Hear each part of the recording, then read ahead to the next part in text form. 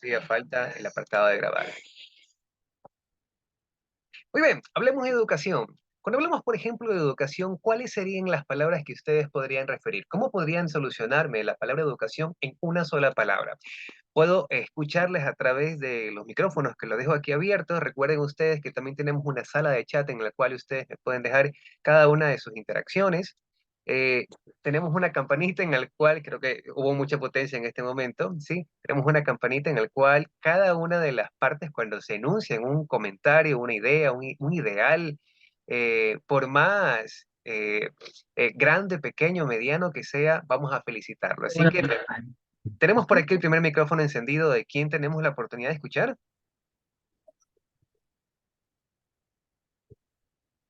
Hola, hola. educación en una sola palabra sería conocimiento. Conocimiento, perfecto. Creo que nos habló nuestra amiga Mayra. Muy bien. Entonces, déjenme ver por acá. Vamos a admitir aquí a todas las personas. Muy bien, admitimos por acá y seguimos. Perfecto. Uf, se me fue. Entonces, tenemos que la educación se corresponde o se ve aliado directamente al conocimiento. ¿Cuáles serán las últimas dos personas que podrían involucrarse en un apartado académico? Cuando hablamos específicamente de educación, vamos a ver, solo queremos un par de términos más como para poder calentar motores y arrancar de manera positiva este coloquio.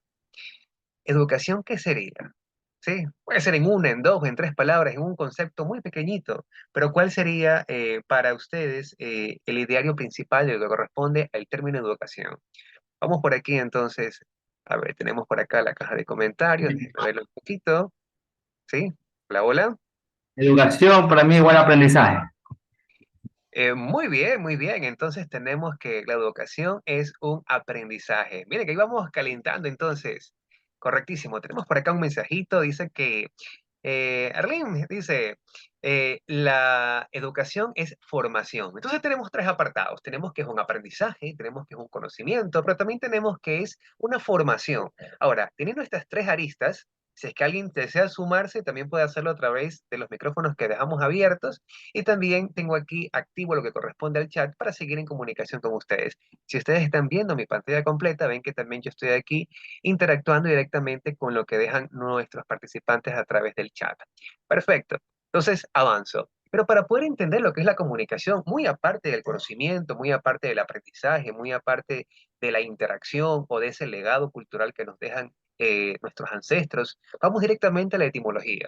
La etimología, recuerden ustedes que es la ciencia que estudia el origen de las palabras, cuál es el génesis, cuál es el punto inicial. Entonces, vamos directamente a poder visualizar, y miren ustedes, algo interesantísimo, y es que educación viene precisamente, déjenme minimizar esto, dejarlo por aquí abajito, y que educación viene directamente es un derivado, viene de ex ducere. ¿Qué significa? Ex significa llevar hacia afuera. Y ducere significa una guianza, un camino. Como ustedes pueden apreciar en la imagen principal de esta fotografía, vemos una persona que está dubitativa, que está en una bifurcación, en una dicotomía. ¿Cómo hago para poder pasar al siguiente nivel? ¿Cómo paso ese umbral de conocimiento? ¿Cómo paso de la oscuridad a la luz? Porque recuerden ustedes que la luz os hará libre y también el conocimiento es luz, es una lumbrera que donde quiera que uno pase, pues definitivamente uno genera un umbral de incandescencia cognitiva. Ahora, miren ustedes, porque dice, repito, llevar hacia afuera y duchere una guianza o un camino. Entonces, vamos por acá. ¿Qué entonces sería la agrupación? Dice, extraer desde adentro hacia afuera. Es aquello que te impulsa, es aquello que te lleva. ¿Sí? Algo que me parece interesante, propiamente indicado aquí. Quiero que me dejen, por favor, en este momentito rápidamente creo que me escriba dos letras, la palabra yo. Las personas que consideren que en este momento están en en la categoría de alumnos bajo esta conferencia online. ¿Cuántos de ustedes están de acuerdo con que en este momento son alumnos? Ustedes pueden activar su micrófono o pueden dejarlo también en la cajita de comentarios. Sí, pueden escribir yo estoy de acuerdo, pueden escribir sí, pueden escribir ok, cualquiera de las categorías que ustedes manifiesten. Vamos a ver por acá. Tenemos entonces algunas personas. Recuerden que también podemos escucharlos ustedes. Por acá, Andy Armas, ¿qué tal? Muy buenas noches. A los tiempos, qué gusto. Tenemos por acá a Karina, muy buenas. Por ejemplo, acá me dicen yo, me dice Tyler, me dice yo, Gilson, Isabel también. Darwin, tenemos acá Mónica Preciado, muy buenas noches, qué gusto. Tenemos por acá Cristel, ajá, entonces tenemos algunas personas que se identifican bajo el sistema de que en este momento estamos ejerciendo un sistema de alumnado. O sea, normalmente cuando se refiere a una clase, se la cataloga bajo el principio de que hay un educante, ¿sí? Hay un docente y hay un educando. Este educando normalmente se le conoce en palabras más sencillas como un alumno, pero vamos a ver entonces qué es lo que significaría aquello. Acá tenemos a la licenciada Priscila Tomará, dice, me considero alumna porque nunca terminamos de aprender. Interesante. Miren, acá tenemos ya un acercamiento, tenemos un approach directamente a lo que significaría el término alumno. ¿Sí? Alberto Matías deja por acá su asistencia, ubica acá su nombre, perfecto, Alberto, muy bien. María Piedad también nos indica, muy buenas noches, María Piedad, ¿cómo se encuentra usted? Perfecto, entonces también nos indican de que se catalogan bajo el derivado del término alumno. No obstante, vamos a entrar en materias entonces. Aquí empezamos a calentar el tema. ¿Por qué? Porque acá, por ejemplo, Mayra Viteri nos dice, pone una palabra diferente. Ella dice, a ver, yo opino de que no sería alumno, sería estudiante, nos cataloga por acá Mayra. Vamos entonces a ver qué cosa es lo que se refiere. Miren ustedes, alumno viene específicamente de dos palabras compuestas. El primero viene un prefijo latino que significa a. Recuerden ustedes que a significa sin, ¿sí? Por ejemplo, eh, tendríamos acá, déjenme ver, podemos tener ausencia, que significa algo que no está presente, que no tiene esencia, ¿sí? Propiamente, alumno viene del término a, un prefijo griego que significa sin, y luego tenemos al lumen, que es lo que comprende la segunda palabra compuesta, que significa luz. Entonces, miren ustedes cómo esta palabra tan inocente se cataloga en algunos espacios como un insulto. Les recuerdo que hace algunos años atrás yo trabajé directamente para el Ministerio de Educación y hicieron un hincapié de que definitivamente esta palabra tiene una gravedad a tal punto que podría ser considerada hasta como un insulto académico. ¿Por qué? Si en algún momento usted escucha o percibe o es llamado alumno, podría ser incluso hasta un momento de debate, porque básicamente un alumno significa una persona sin luz. ¿A qué nos referimos con esto? En la edad antigua, estamos hablando aproximadamente en la Edad Media, se catalogaba que quien podría educar era justamente dos personas, o el erudito, que en muchas ocasiones era la persona, el sacerdote, ¿sí? Es el que llevaba, pues obviamente, la educación, incluyendo, pues, todos los parámetros que correspondía al área de, de la religión. No obstante, se pretendía de que las personas que no habían asistido a una escuela o no han tenido formación, no eran letradas o eran analfabetos de alguna forma, las familias entregaban a los jóvenes o a los niños para que aquel iluminado, aquella persona que tiene un conocimiento, una erudición, un conocimiento avanzado, deposite un poco de su saber, de su sapiencia en aquellos seres sin luz, es aquellos seres apagados, de tal forma de que decirle a una persona que no es iluminada o que no tiene luz debido al conocimiento es básicamente decirle al alumno. Así que debemos de tener cuidado bajo esa premisa. Avanzamos entonces. Ahí hemos descubierto algo nuevo. Entonces, ¿qué significa alumno? Una persona sin luz. Tenemos acá un mensaje en los comentarios. Dicen por acá, déjenme ver algunos mensajitos. Ok, tenemos unos participantes que están en la sala de espera. Déjenme ver por acá. Muy bien, ok, tenemos sala llena. Tenemos más de 40 participantes. Muchísimas gracias a ustedes. Avanzamos. Ahora, me gustaría también arrancar, encender el motor con esto. Según Nelson Mandela, dice que la educación, o indicó que la educación es el arma más poderosa que puedes usar para cambiar el mundo. Ahora, el término arma, para poderlo referir, que tiene una influencia bélica o una influencia en muchas ocasiones, una inclinación tóxica, maligna, bélica, conflictiva, detonante, también se puede emplear para la nobleza de la educación. Recordemos entonces qué es lo que significaba educación. Extraer desde adentro, desde la raíz, desde la médula, desde el tuétano, para poder llevarlo hacia la luz, hacia el resurgimiento, hacia el levantamiento del espíritu. Eso es lo que se refiere Mandela cuando hablamos de que la educación es el arma. Pero ¿cómo podríamos emplear esa arma de manera puntual, correcta, efectiva? Vamos a ver algunas instancias. Primera instancia, les cuento que hace algunos años atrás se me acerca una persona muy joven, cercana a mi familia, me dice, Nahum, me gustaría hacerte una pregunta. Dice, Nahum, realmente tú sabes que ya acabé yo el colegio y me gustaría saber si a dónde podría migrar, tipo test vocacional, sí, de 2 minutos me realizaron. Me dijeron, "Es que lo que pasa es que yo no sé qué estudiar". Ante esta situación, inmediatamente mi naturaleza saltó. Yo le digo, mira, sinceramente, después de haber experimentado algunas experiencias académicas, mi sincero consejo, ¿sí? Es de que yo esperaría de que a estas alturas de tu vida eh, ya no estudies.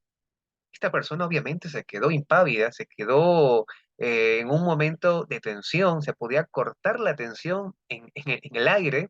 Entonces me dice, ¿bajo qué concepto o con qué criterio me sugieres que no estudie? Yo le digo, mira, espera un momento, pensemos un segundo. Hemos pasado la mayor parte de las veces 6 años en la escuela, 6 años en el colegio, y ahí tenemos, por lo menos en algunas ocasiones, tenemos entre 4, 5, 6 años más en la universidad, o a veces 3 o 4, no importa la cantidad. Pero lo que sí es seguro es que tenemos por lo menos de 10 a 15 años de formación académica. Y le digo, hemos pasado casi 15 años estudiando.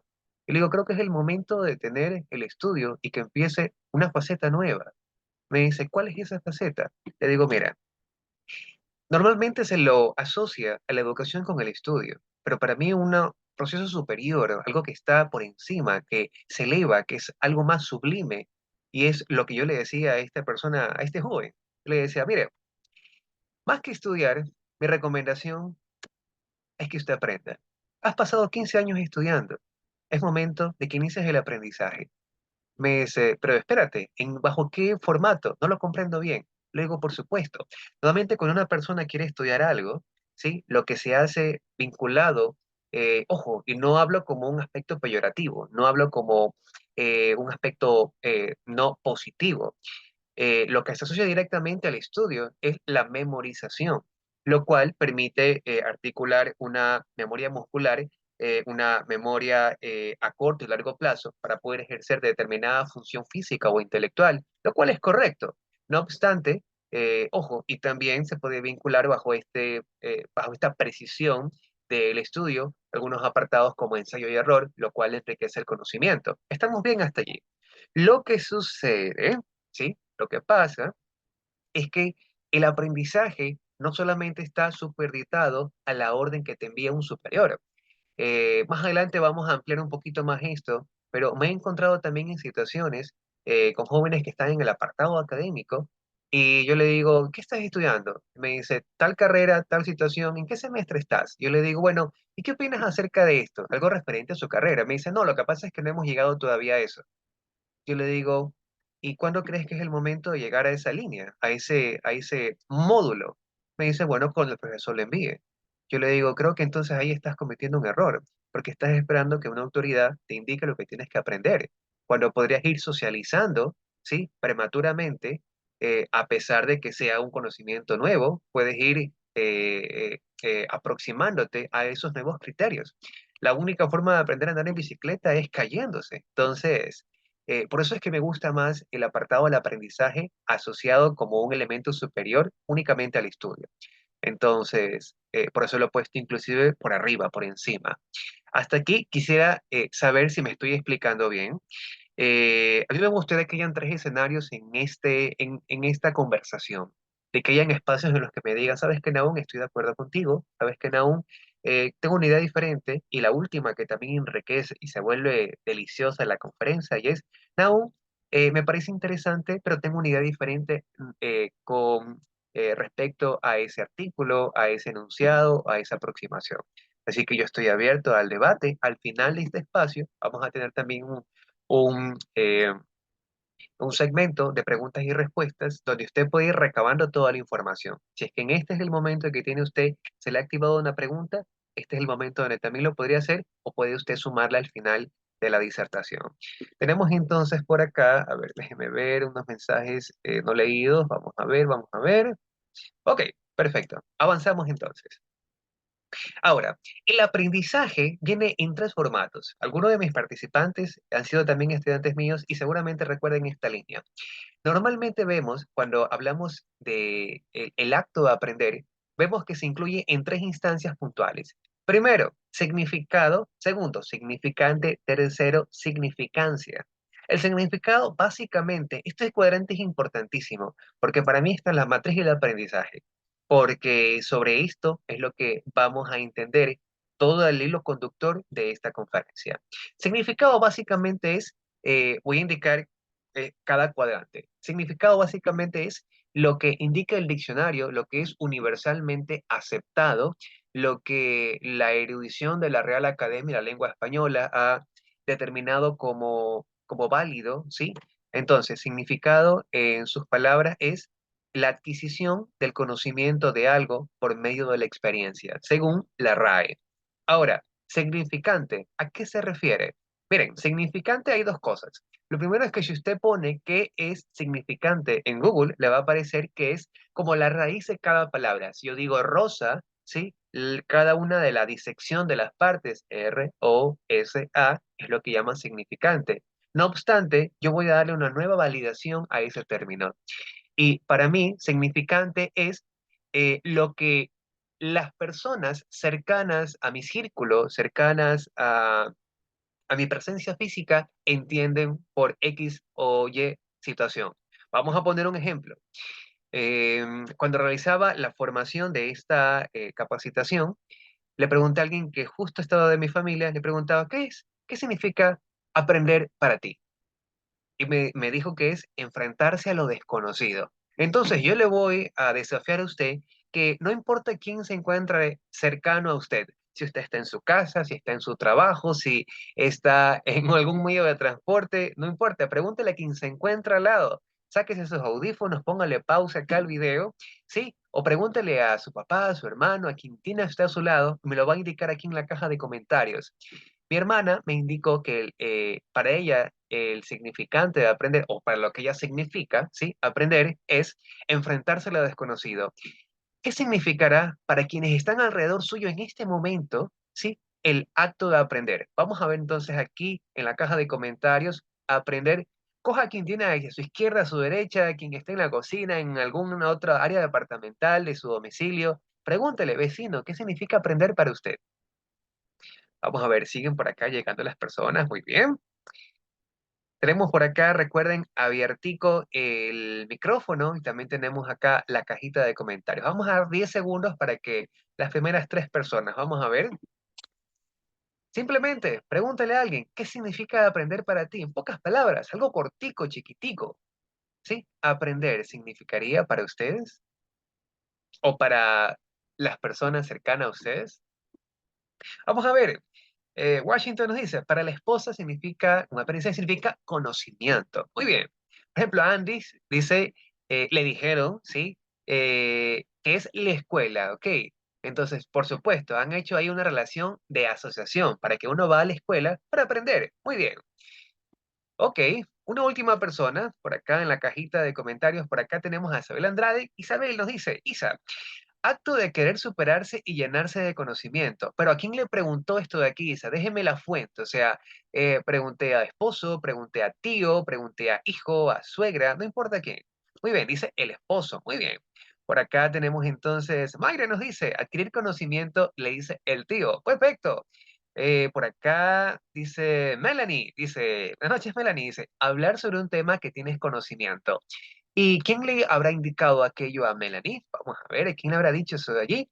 Entonces, hasta aquí tenemos claro nosotros. Ahora, para las personas, lo que ellos van a dar, ¿sí? Y esto que quiero dejar en claro, a ver, Darwin nos dice, él le preguntó a la esposa y dice, el acto de aprender es arriesgarse a entrar a un tema desconocido, pero atractivo al conocimiento. Miren ustedes, el nivel de aportación, campana, campana para ella. Muy bien. Ahora, las personas, ¿sí? Usted me va a preguntar, ¿cuál es el significante Porque las personas lo que le van a dar en sus propias palabras es el significado. Lo que le da el carácter de significante es usted. Porque usted sabe que en la recolección, usted en carácter de investigador, todos aquellos criterios no registrados universalmente, todos aquellos criterios no formales que usted recibe de externos, se constituyen en aquello que usted puede llamar un significante, ¿sí? Ahora, por ejemplo, si yo pongo el término agua, ¿sí? Para mí, alguien puede preguntar, ¿es agua?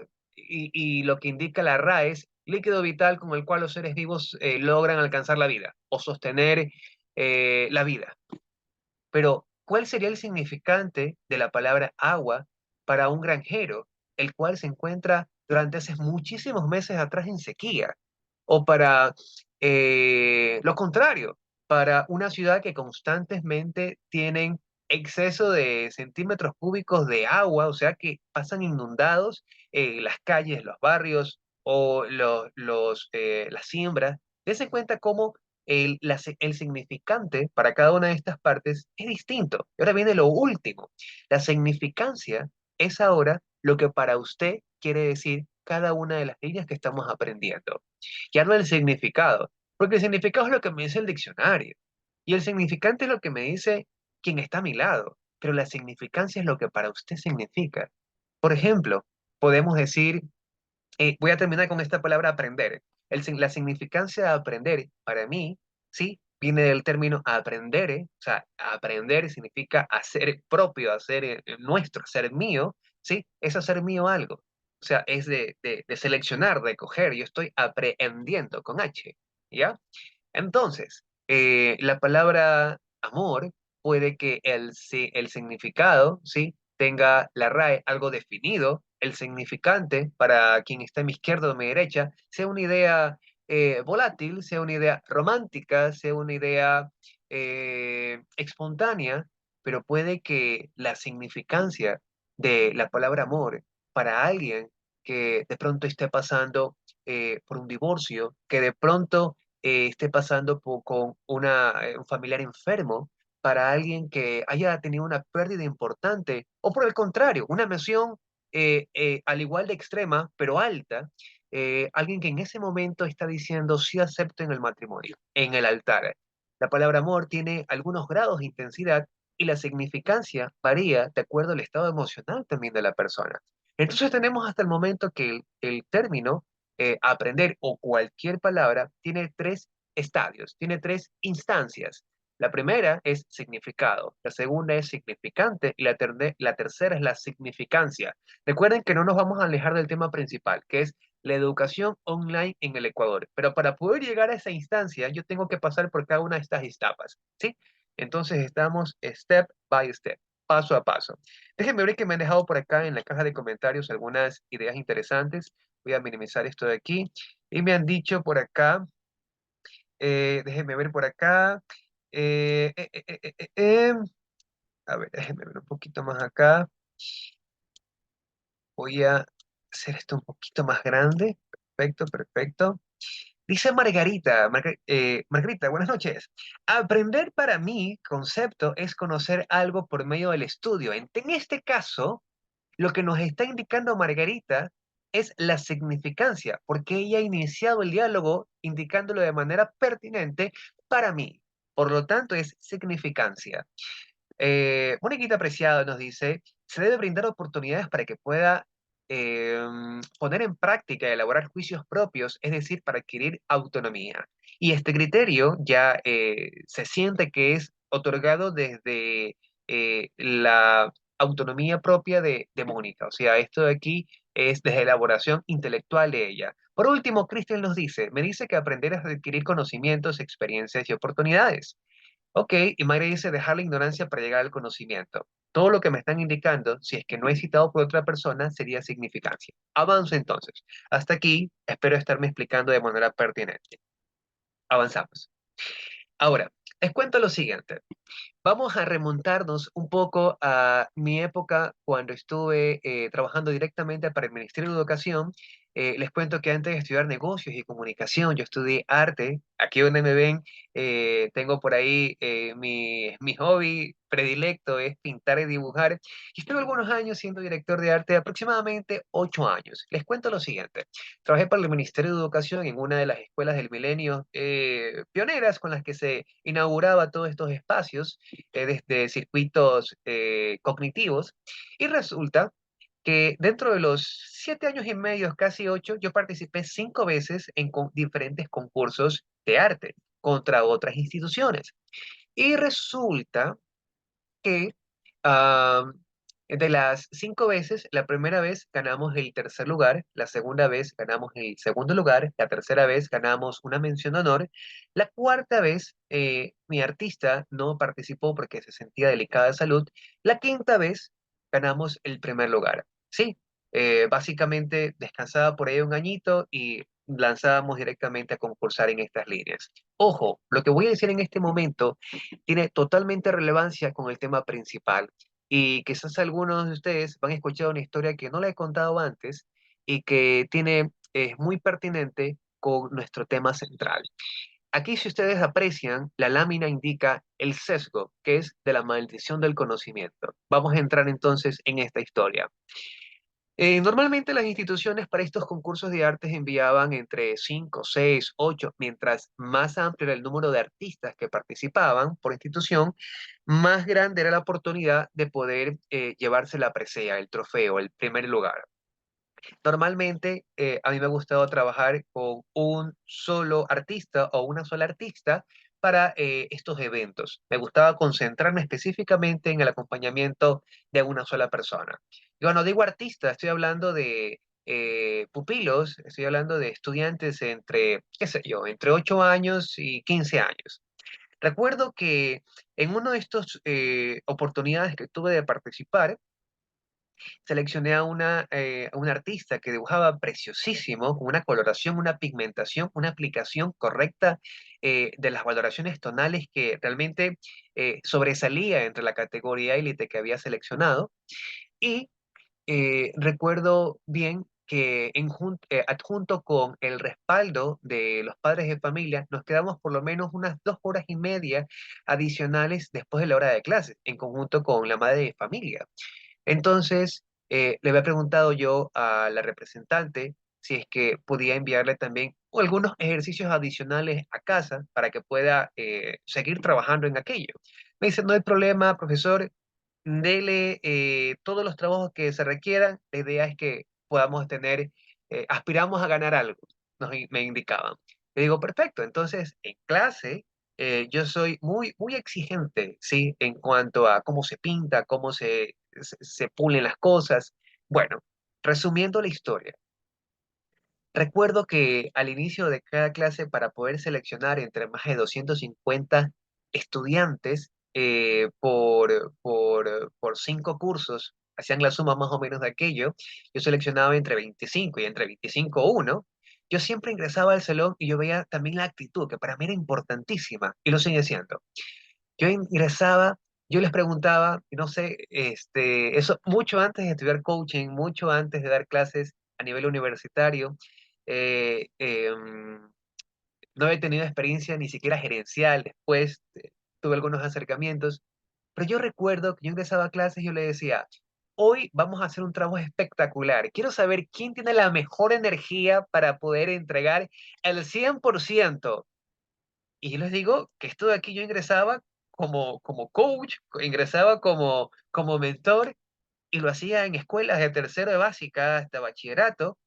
Entonces, si venía el profesor anterior, y no quiero con esto de aquí, seguramente alguno de los participantes sea docente en alguna de las líneas que voy a mencionar, puede que hayan sido en matemática o inglés o algún un apartado importantísimo para la formación, pero puede que algunas eh, materias, por su característica, por su esencia, tengan un nivel de dificultad que no lo mantiene de pronto el arte, que es mucho más cercano, es más fluido, más espontáneo y yo preguntaba, ¿quién me dará el 100%?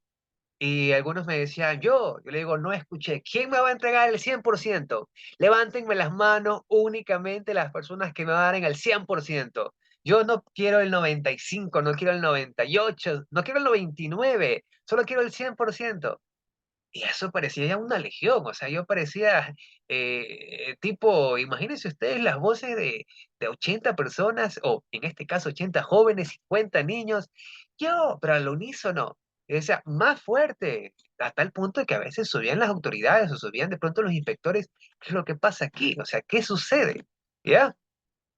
Entonces resulta que en base a esto, yo decía, miren, qué interesante. Cuando motivamos de esta forma a las personas, veo que tenemos un nivel de productividad mucho más alto. Y así iniciaba o cada clase o cada pulimiento de selección cuando quería elegir a los mejores artistas. Y luego me di cuenta, con el pasar del tiempo, que definitivamente yo estaba cometiendo algunos experimentos interesantes, pero con tropiezos intermedios. ¿Por qué? Porque aquí viene el aspecto medular. Les cuento. Después de casi 3 meses, 2 meses y medio, de trabajar constantemente 2 horas al día, llega el momento del concurso. Les cuento que tuvimos una excelente puntuación. Por citarles que fue de las veces que se ganó los premios más altos, el primer lugar, y la artista, que no les he indicado el número de la edad, 9 años, llega ya el día lunes después del evento, llega con la medalla, llega con el diploma y llega con sus materiales de arte. O sea, llega con su lápiz, llega con el resto de materiales, adjunto con la mamá. Y me dice, profesor, aquí está el primer lugar, aquí está el trofeo, aquí está la medalla. Ya no quiero dibujar más. No quiero saber nada más de esto. Y yo me quedé así, pero ¿qué sucede? No, yo no quiero ya saber más de dibujar en mi vida. Y yo me quedé impávido. O sea, realmente eh, no me había percatado que había consumido tanto ese fuego, esa pasión, como cuando de pronto a usted le gusta una música y usted le escucha, le escucha, le escucha, le escucha semanas, mucho tiempo, hasta que llega un momento que de pronto usted dice, suficiente, ¿por qué he escuchado tantas veces esta canción? Ahora, si hubiera bajado las revoluciones, seguramente me hubiera seguido gustando esa canción, pero paulatinamente la podía haber escuchado con un espacio de tiempo prudente, con el mismo sabor, con la misma delicia como aquella primera vez. Con el pasar del tiempo, descubrí, por medio de la familia, que seguía en sus ratos libres cuando nadie lo observaba, dibujando ciertas cosas, pero no con ese mismo ahínco. Yo me di cuenta entonces, hablando en este apartado de la educación online en el Ecuador, retos y desafíos, que definitivamente hay algo que cuando uno supera un límite puede provocar los resultados que uno no espera. Desde luego, ganamos el primer lugar. El trofeo todavía yace en las instituciones, en los pasillos, perdón, en los pasillos internos de la institución. Ese día ganamos un primer lugar, pero perdimos un artista. Y yo perdí algo importante para mí, que era aquello de enfrentarme a la clase y extraer aquello, esa motivación, y me di cuenta del sesgo de la maldición del conocimiento. El sesgo de la maldición del conocimiento indica que eh, las personas juzgan a otros según su condición intelectual o su formación de experiencia. Por ejemplo, espero que no hayan pasado ustedes por esta situación. Yo lo viví cuando estaba yo jovencito, ingresando en la universidad. Yo pregunté algo y el docente me dijo de esta forma. Me dice, yo le pedí que me repita algo. Me dice, pero ¿por qué quieres que te repita? Si eso de allí lo viste en el colegio. El profesor asumía que yo tenía la obligación de pronto de acordarme de todas las cosas que pude haber visto y quizás lo vi en una clase y me di cuenta que lo mismo le hacía a las personas que habían dejado de estudiar 10 años, 15 años, 20 años. Yo tenía 17 cuando entré a la universidad y habían compañeros que tenían 45, que tenían 50, ¿sí? Y que hace más de 20, 25 años no habían retomado los estudios. que habían terminado su colegio y que no habían vuelto a pisar una institución académica. Y el profesor le decía, pero si eso viste en colegio. Esa es la maldición del conocimiento. Cuando uno juzga a alguien de, oye, ¿cómo no vas a saber eso? Si eso es fácil. Porque uno lo conoce, porque uno lo practica. Es como cuando alguien está estudiando una línea en cualquier apartado y uno le dice, oye, pero si eso ya es facilito, porque no tiene la experiencia, porque no ha recorrido, porque no tiene un kilometraje. Entonces, aquello fue. ¿Y cuál fue, cómo lo asocio de esta maldición del conocimiento a esta experiencia? Porque definitivamente lo que había sucedido es que yo decía, según mi experiencia, yo decía, yo estoy motivadísimo para la clase. ¿A quién no le gusta el arte? Y como veía que todos gritaban, yo, y me di cuenta de algo. Me di cuenta, y esto aplica para talento humano, esto aplica para educación, esto aplica para la vida, esto aplica para los padres, esto aplica para los hijos, para las relaciones, para todo. Me di cuenta que yo nunca tuve que haber perdido el 100%, porque las personas, los jefes, los profesores, los padres, muchas veces conocen el nombre, conocen el apellido, conocen un poco del récord académico, pero aún no conocen, o conocen el potencial, pero no conocen los límites o los puntos de quiebra de la otra persona. Yo me di cuenta que habían personas, después de esto, que me decían que me podían dar el 100% porque el de al lado, el compañerito o la compañerita, para incluirse en esta, para no quedarse relegado, me decían que me daban el 100. Y cuando yo veía el pintado, cuando yo veía el esmero que le ponían, yo decía, bueno, este trabajo no está al 100, pero vas a llegar al 100. ¿Y qué resulta? Que habían personas que podían dar, sinceramente, el 40% en ese momento de su capacidad. Podían dar el 60, podían dar el 90, podían dar el 70%. Y ahora yo elogio aquello. Yo le digo, no me dejes el 100% de lo que yo pido, dame el 99% de lo que tú puedes hacer. De tal forma que si tú puedes dar el 20%, no te voy a pedir que del 20 me marques ese gap, esa diferencia al 100. Si puedes dar el 20, dame el 21. Si puedes dar el 49, dame el 49,50 o redondealo a 50. Si puedes darme el 70, dame el 71. No te voy a pedir el 70 al 100. Si puedes darme el 90, dame el 91. De tal forma que me des el 100% o el 99% de tu capacidad. Y muchos jefes no conocen a sus empleados. Muchos profesores no conocen a sus estudiantes. Conocen en el listado, pero no saben hasta eh, por qué situación, por qué condición, por qué cosas está pasando aquel o aquella. En muchas ocasiones nuestro rendimiento, productividad puede verse sesgado por instancias biológicas, instancias emocionales, instancias financieras, y no siempre tenemos el mismo nivel de rendimiento. Hasta aquí, algo de lo que he dicho, ¿ha hecho clic con ustedes? Yo lo aprendí arruinando muchas cosas, arruinando muchas oportunidades y contándoles esta historia, uno puede aprender también de los errores. Aprendan de mi error. Vamos a ver por acá. Dice Andy, la verdad, profesor, no todo el mundo puede ser un artista ni un emprendedor. Se tiene que aguantar la presión. Si no lo hacen, no es para ellos. Definitivamente. Pero ojo, la presión porque me está indicando aquí Andy, la presión puede ser interna como también puede ser externa.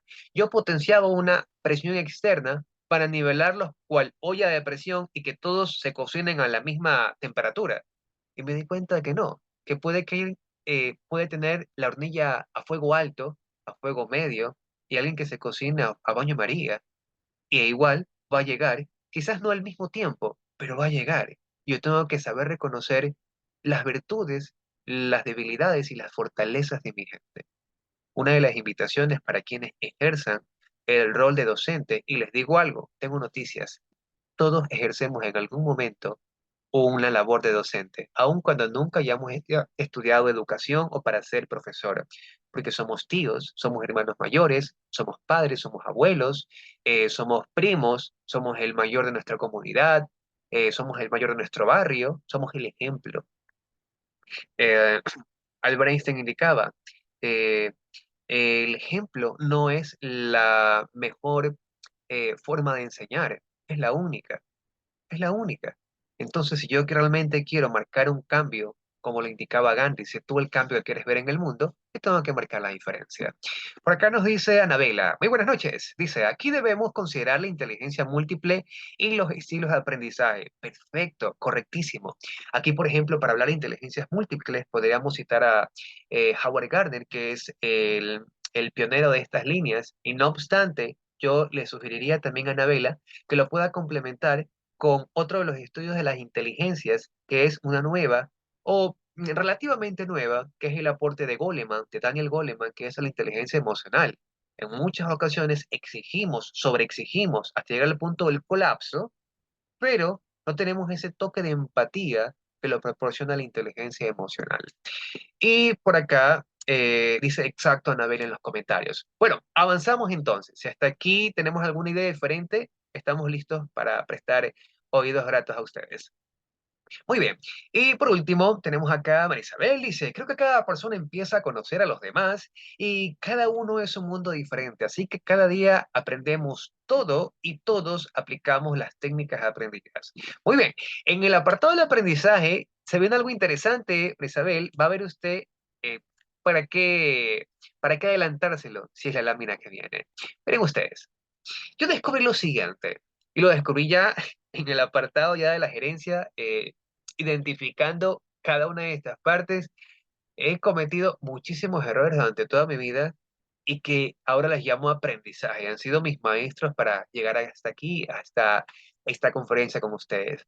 Hay algo, y definitivamente algo que yo provoqué en diferentes instancias y algo de lo que yo he vivido también, ¿sí? Que se llama el burnout. Y esto de aquí los hace la referencia a eh, el burnout es cuando uno pasa ese umbral del el estrés, propiamente dicho, el estrés, y uno realmente ya no quiere saber de nada de eso de allí. Llega un momento donde uno le pone tanta gana, pero la presión es tan alta que uno se bloquea. Yo he tenido procesos de bloqueamiento mental en los cuales sé lo que tengo que hacer, pero me quedo varado. Me quedo que tengo que aplastar en algún momento el reset de mi computadora personal, de mi chip interno, porque me quedo así. Tengo tantas cosas que hacer, pero son tantas que me abruman o por lo menos en algún momento, son tantas que me han abrumado y que no sabía por dónde comenzar. Luego, cuando ya profundizo en el estudio de Einstein, indica, cuando tienes un problema tan complejo y tan difícil, sepáralo o disecciónalo por partes para poder abordarlos. O sea, la única forma de poder comerse un mamut es dividirlo por muchas partes. Entonces, por acá nos dicen en el comentario, Matthew dice, es la respuesta que da un trabajador cuando percibe la diferencia existente entre sus propios ideales y la realidad de su vida laboral. Y aquí la forma más exacta de poder concentrar lo que indicaba Matthew o lo que quiere decir el burnout es una frase sencillita. Y es que algunos trabajadores no renuncian a la empresa, renuncian a su jefe. Algunas personas, eh, por algún motivo, no dejan o la asignatura, o peor, la carrera, no por la institución, a veces por un docente, ¿sí? A veces por la indiferencia o la apatía, la distancia de alguien que está en una posición de autoridad. En muchas ocasiones no renunciamos a las cosas per se, sino a las personas que se involucran en ese proceso. Y yo he visto y he sido testigo en muchas ocasiones de personas que aman su trabajo, pero tienen mucha distancia con quien ejerce una posición de autoridad. O aman lo que están estudiando, pero tienen un docente o una materia o alguien que les hace la vida imposible y tienen que aprender a superarlo. Y ese distrés educativo, laboral o personal es lo que se conoce como el burnout. Y la idea es no llegar a aquello. Ahora, ¿cómo es que se establece? Recuerden que una palabra clave que yo mencioné fue el estrés. Algunas personas, voy a preguntar rápidamente, quiero que ustedes me digan la respuesta sí o la respuesta no en la caja de comentarios. Algunos estudios indican de que el estrés es aquello que es lo que más está matando a las personas en el mundo, mucho más que el cáncer, mucho más que el SIDA, mucho más que el COVID. ¿Creen ustedes, están de acuerdo que el estrés es aquello que está matando más a las personas en el mundo? Es aquel asesino silencioso? Escríbanme por favor en la caja de comentarios o activen su micrófono e indíquenme en este momento sí o no. Solamente quiero eso de allí para poder avanzar. Acá, por ejemplo, Mayra nos dice que sí, pero ¿quién tiene una idea diferente? Sí, la pregunta nuevamente la repito. ¿El estrés será acaso aquello que es lo que nos está matando el día de hoy? ¿Creen ustedes? ¿Están de acuerdo con eso? Voy a dar 10 segundos para que respondan esto. Solo tengo dos mensajes y tenemos más de 44 personas. 10, 9, 8, 7, 6, 5, 4, 3, 2, 1, 0. Ok, entonces tengo a Mayra, a Anabela, a María Isabel, a Andrés, tengo a Andrés León, muy buenas. Tengo a Gilson, sí, déjeme ver por acá, déjeme ver, muy bien. Tengo aquí a un número de personas que me indican de que efectivamente el estrés es lo que está matando. Acá, por ejemplo, Gelson tiene una idea diferente. Dice que no. Yo le voy a preguntar. Les digo lo siguiente. El estrés no es lo que mata a las personas, porque el estrés tiene subdivisiones. Así como en el estadio médico hay patologías que tienen consecuencias subsecuentes, hay algo interesante, y es que el estrés se divide en dos partes. La parte positiva del estrés, que se llama euestrés, prefijo griego eu, significa felicidad, y el distrés es la parte tóxica, es la carita triste, es aquello que inflama nuestros nervios, engrosa nuestras paredes coronarias, es aquello que daña las neuronas, es aquello que enferma nuestros órganos, es aquello que nos riega cortisol a través de nuestro torrente sanguíneo, ¿sí? Es la hormona tóxica, de preferencia la negativa. El estrés es lo que nos está matando. El estrés es positivo hasta cierto punto y lo podemos hacer aliado a nosotros. ¿Qué tal, Andrés? Un gusto también. Entonces, vamos a ver hasta qué punto el distrés, ese estrés negativo, puede llegar a un punto de una cúspide que nos puede hacer muchísimo daño. Vamos a ver, les recuerdo. Por cierto, después con el tiempo yo descubrí al señor Town y él indicaba, las buenas decisiones vienen de la experiencia y la experiencia viene ¿de dónde? De las malas decisiones. ¿Cómo se toma una buena decisión? Es imposible de que el umbral del distrés no esté presente en cada una de las actividades, a menos que uno la sepa manejar. Pero ¿cómo uno se enfrenta a aquello? Les cuento. John Gilliam Dobson, sí, y Robert Mears Yerkes, de la Universidad de Minnesota y de Harvard University, cada uno especialistas en su rama de la psicología, se fusionaron. Hicieron un estudio interesantísimo acerca de cuál es el punto máximo que pueden llegar las personas motivadas por el distrés, motivadas por el estrés positivo, como usted lo quiera perfeccionar. ¿A qué se refiere esto? Ellos crearon una teoría que se llama la teoría de la U invertida. Este modelo lo que establece es que el nivel de productividad aumenta en función de la actividad de la presión externa o interna, como lo que decía Andy. No todos están listos para ser emprendedores. La presión te puede matar o te puede llevar para arriba. La presión externa o interna hasta un punto máximo, a partir del cual la productividad empieza a disminuir hasta llegar al colapso. Si yo hubiera sabido esto, hubiera tenido muchas más exposiciones de arte y artistas que no abandonaban o desertaban debido al nivel de presión intenso que yo ejercía en algún momento. Entonces, ¿cuál es ese punto cúspide? Vamos a ver, esta es la ley de Yerkes-Dobson o la teoría de la U invertida, que manifiesta la atención óptima constructiva. Dice que este de aquí, lo que ustedes tienen a su izquierda, es el margen de productividad que va ascendente y ahí en la platea baja como base piramidal tenemos acá, déjeme poner esto por acá, tenemos, déjeme sacarlo, no se mueve, no se mueve, no se mueve, tenemos la tensión y la ansiedad. Nos referimos entonces a que el nivel, cuando se mantiene bajo, muchas veces no le ponemos la suficiente adrenalina. Oiga, este apartado de la adrenalina, yo creo que lo he vivido en mis carnes y sí genera un efecto, un poquito de eso, yo creo que sí genera una productividad positiva. ¿Por qué? porque no hay nada como la emoción de iniciar una capacitación, no hay nada como la emoción de estar frente a las personas, no hay nada como arriesgarse a lo desconocido, no hay nada como los segundos previos a hablar en público o de lanzarse del helicóptero o de pedirle la mano o de solicitar, de observar si me dieron o no la beca académica. Hay respuestas importantes en nuestras vidas o decisiones que un nivel, así sea poquitico, de adrenalina, es positivo para nosotros. Y eso es lo que aplica la ley de York-Stopson. Básicamente, esta ley se fundamentó en un estudio de ratas. Pusieron algunas ratas en una jaula cuadrada, habían electrificado toda la jaula, pero se activaba en distintas zonas. Cada una de las esquinas tenía un alimento diferente, ¿sí?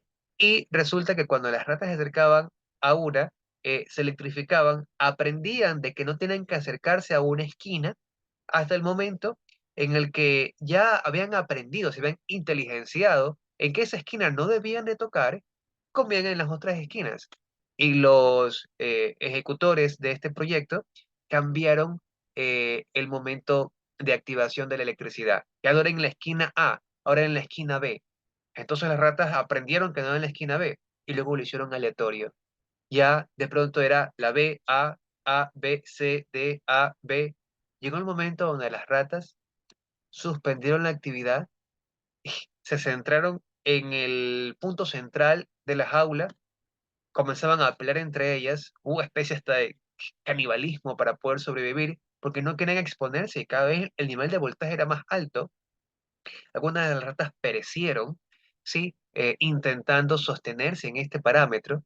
Algunas simplemente dijeron, bueno, ya no voy a comer más porque la comida es la muerte. Prefiero la muerte al alimento.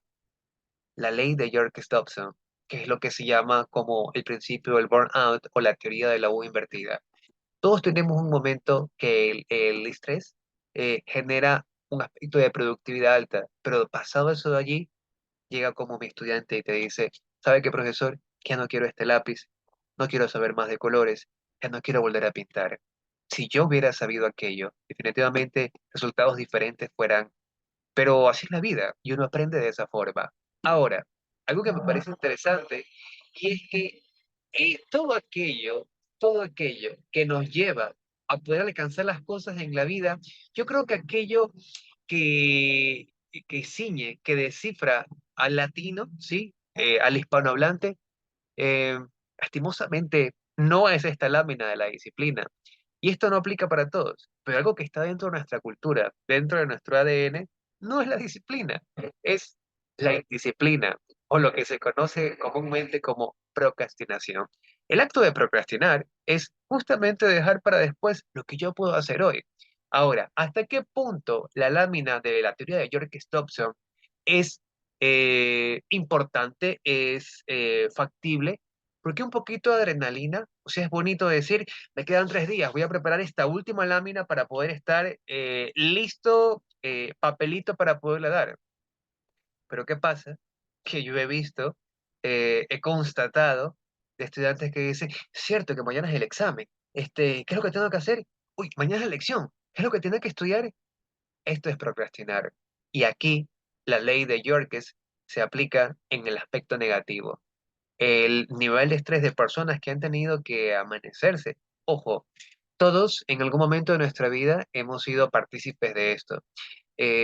Cuando no lograba administrar de manera eficiente mi tiempo en mi juventud, recuerdo que una vez tuvimos que terminar un último capítulo de una tesis de una de las primeras carreras que yo estaba haciendo.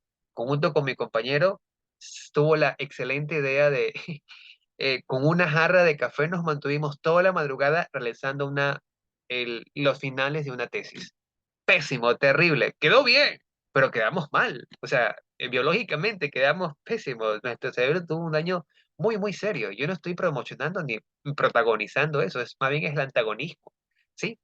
Entonces, yo me estoy revelando aquí, les estoy indicando todas las cosas por las que yo he vivido para que usted no la pueda hacer. Seguramente ustedes, los que están presentes, algunos están en formación académica, que tengan 10, 15, 20, 25 años menos de los míos. La idea es que usted pueda ver el error y no cometerlo. El acto de procrastinar, ¿hasta qué punto? ¿Hasta qué punto es tolerable? ¿Hasta qué punto? La procrastinación en ninguna de sus facetas, dejar para después lo que yo puedo hacer en este momento, es válido. Ahora, antes de continuar, veamos lo que nos dicen por acá. Melanie nos dice, en mi caso, la música me ha ayudado a manejar el estrés en mi día a día. Ok, estos son, por ejemplo, atenuantes para poder licuar esto que se está solidificando llamado distrés. Moniquita nos dice, realmente si esta problemática no solo afecta a los trabajadores, de que también puede afectar a la productividad de las empresas, las cuales las cuartas partes de las muertes relacionadas con el trabajo se deben a enfermedades del sistema circulatorio debido a la presión laboral. Correctísimo. Ok,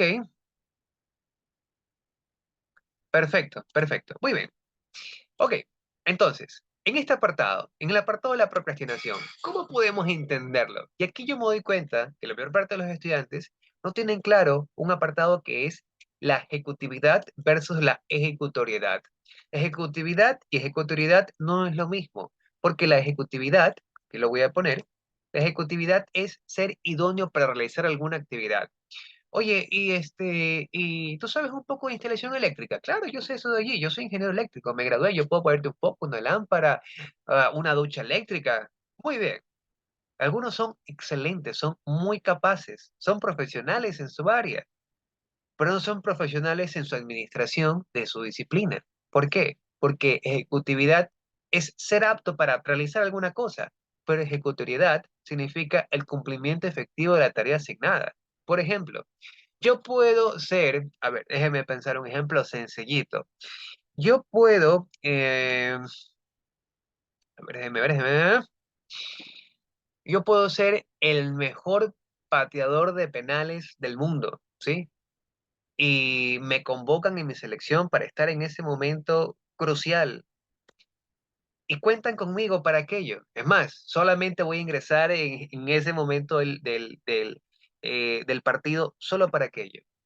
Soy el mejor. Pero resulta que por alguna situación no llego a tiempo y ponen a otra persona. Yo era el mejor. Yo fui una persona que cumplió con la ejecutividad, pero no con la ejecutoriedad. ¿Qué quiere decir esto? Que a pesar de que alguien es el mejor, hay otras personas que sin ser el mejor cumplen con las situaciones. Yo he visto, tengo la fortuna de haber y soy todavía docente universitario y veo estudiantes muy brillantes que son superados por personas que no destacan tanto académicamente, pero cumplen, pero se esmeran, pero estudian, leen, se procesan aún más que aquellos que la tienen un poco más fácil porque tienen un entendimiento más dado para la asignatura. ¿A qué nos referimos esto? Yokoi Kenji, un colombo japonés, tiene una frase interesante. Dice, la disciplina tarde o temprano terminará por superar a la inteligencia.